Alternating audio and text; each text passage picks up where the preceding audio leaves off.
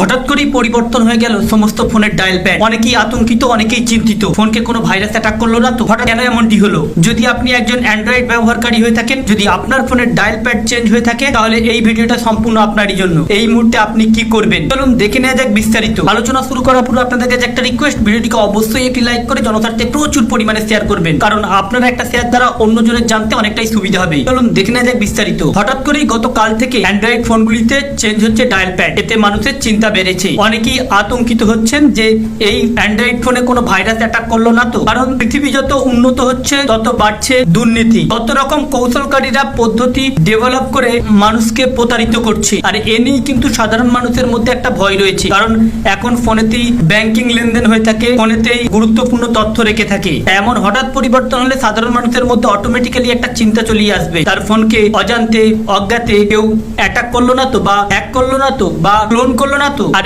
এই dial pad পরিবর্তন হতেই এমন চিন্তা বেড়েছে সাধারণ মানুষের মধ্যেই। তবে এই ডায়াল প্যাডটি, নতুন যে ডায়াল প্যাড এসেছে, সেখানে এই রূপটি দেখাচ্ছে। এখানে দেখুন পূর্বের তুলনায় সম্পূর্ণ পরিবর্তন হয়েছে। এই মুহূর্তে আপনি কি করবেন? এখানে বলা হচ্ছে অনেক সময় অ্যান্ড্রয়েড স্মার্টফোন ব্যবহারকারী হঠাৎই তাদের ফোনের প্যাড বা কালার স্ক্রিন বদলে যেতে দেখছে গত দুদিন ধরে। পরিচিত সবুজ রঙের ডায়াল প্যাডের জায়গায় গুগল ফোন বা অ্যাপের নতুন একটি ইন্টারফেস চলে আসছে, তাতে বিভ্রান্ত হচ্ছে অনেকেই আবার সমস্যা বোধ করছেন। এই পরিবর্তনটি আসলে কোনো ত্রুটির কারণ নয়, বা এই পরিবর্তন যদি আপনার হয়ে থাকে আতঙ্কিত হবার কোনো দরকারই নেই। এটা কোনো ভাইরাস অ্যাটাক করেনি। এটি মূলত গুগল তাদের ডিফল্ট ফোন যে অ্যাপ্লিকেশন রয়েছে, আপনার যে ফোন অ্যাপ্লিকেশনটি রয়েছে, সেটি গুগল অটোমেটিক্যালি বা স্বয়ংক্রিয়ভাবে আপডেট করেছে, যার ফলে নতুন এই ইন্টারফেস দেখাচ্ছে। যদি এই আপডেটটিতে আপনার অসুবিধা হয়ে থাকে, তাহলে কিন্তু আপনি নিজে থেকেই আবার পূর্বের অবস্থায় ফিরে যেতে পারেন, অর্থাৎ আগে যে ডায়াল প্যাড ছিল সেই ডায়াল প্যাডটি করতে পারেন। এর জন্য সবার প্রথমে আপনাকে আপনার গুগল যে ফোন রয়েছে বা ফোনের যে লোগোটি রয়েছে, ওই ফোনের চাপ দিয়ে থাকতে হবে।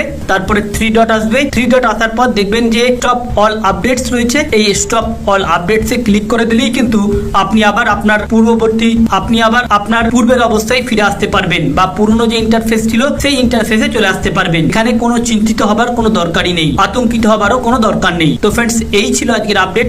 আমাদের উদ্দেশ্য ছিল কেবলমাত্র এই আপডেটটি আপনাদের সামনে উপস্থাপন করা, যাতে আপনাদের জানতে সুবিধা হয়ে থাকে। ভালো লেগে থাকলে ভিডিওটিকে অবশ্যই লাইক করে জনস্বার্থে শেয়ার করবেন। Thank you friends, thank you for watching.